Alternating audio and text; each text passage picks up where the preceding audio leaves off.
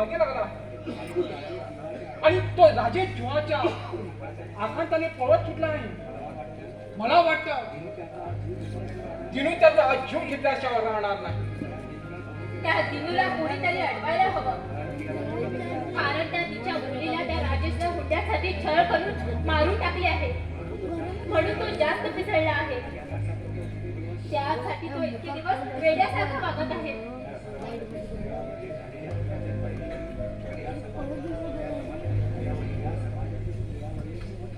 या समाजातील स्त्रियावरील अत्याचार पाहिले की मग माझ्यासारख्या तरुणांनी हे कौर करावं हे लांछनास्पद आहे. समाजाला लागण्याची ही गुन्ह्याची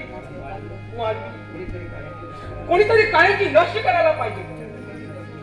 त्यासाठी दोन्ही हातांचा काही उपयोग नाही, त्यासाठी हजारो हातांची गरज आहे.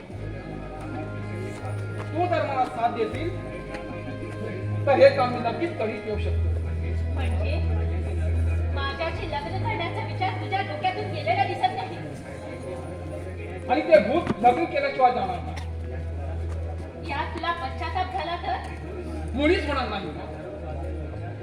आता सर्व भावी विचार करून हा मी निर्णय घेतला. तिळीमुळे संसार सुखाचा कसा होत नाही तेच मी या समाजाला दाखवून देणार आहे. अगं दादा कुठे गेली? मला त्या दोन आनंदीच्या बातमी सांगायची आहे, एक तुझी आणि एक माझी. मला सांगण्यासारखं नाही का अनिश? बातमी तर तुझीच आहे. अगं तू गेल्या महिन्यात माझ्याजवळ 10 रुपये दिले होते. हो लॉटरीचं तिकीट खरेदी करायला. हो, मी ते विसरूनच गेले होते. काय झाले त्याचं? अगं त्या तिकिटाला 10 लाखाचं बक्षीस लागलं आहे तुला. काय? 10 लाख? हो खरंच बोलतोस तू हो. अनिश? घे तुझा तिकीट. उद्या 2 पैसे घेऊन ये.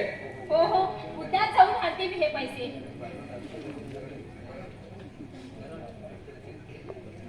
मला वाटलं सुद्धा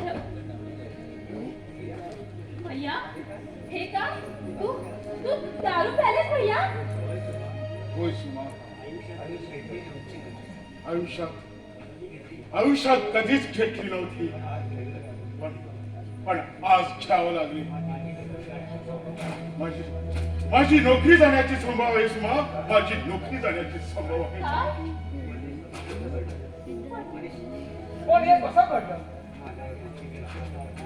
माझ्यावर नोकरीचा आपला तपर केलेला आणला आहे. पण खरं सांगतोय,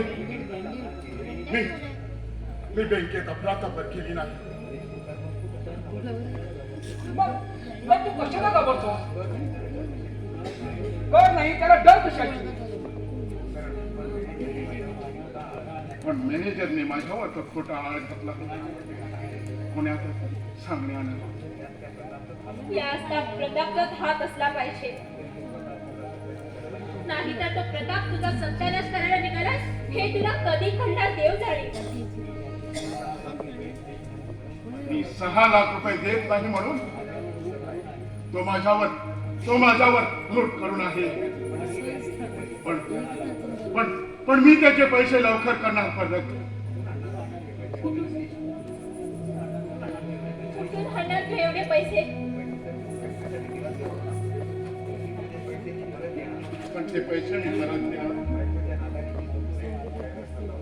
मी बायकोच्या नादाने फ्लॅट घ्यायचा ठरवला होता,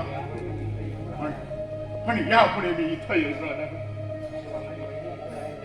आणि बहिणी इथे राहायला तयार होईल? नाही आले का मी त्या घटस्फोट देईन. असं काही करण्याची गरज नाही. मी तुला या 4 दिवसात 6 लाख रुपये देते.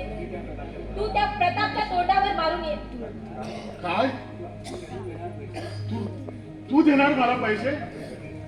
होय. शेवटी आपलीच माणसं संकटकाळी धावून येतात. जगी जास कोणी नाही त्यास देव आहे. ही म्हण माहित आहे ना तुला? तुम्ही सगळ्यांनी तिच्याकडे पाठ फिरवली पण देवाने तिच्याकडे तिच्यावर कृपा केली बघ.